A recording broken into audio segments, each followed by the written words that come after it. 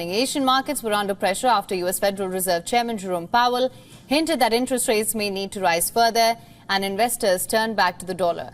Tracking a fall in the S&P 500 on Thursday, key regional indices opened in the red.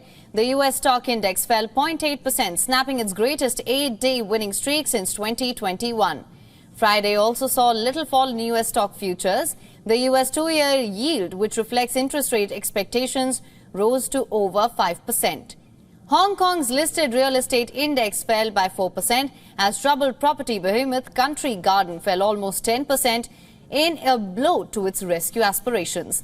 The last thing China's recovery needed was deflation, even as Asia's largest economy is battling a meltdown in its property market, and that is now the new threat for the economy. China's poor economic news weighed on Asia currencies. Friday was the greatest day for the dollar versus the yen in 3 months as the Fed officials dampened market expectations of a peak in U.S. rates. After having fallen for most of October, the greenback was poised for its best weekly performance versus the yen since August. The value of the dollar rose against the Japanese yen to a near one-year high and against the Australian and New Zealand dollars to one-week highs. Bitcoin and Ether remained close to multi-month highs, spurred by increased speculation over the expected approval of an exchange-traded Bitcoin fund. Investors will now eye the movement in global markets for trading cues next week.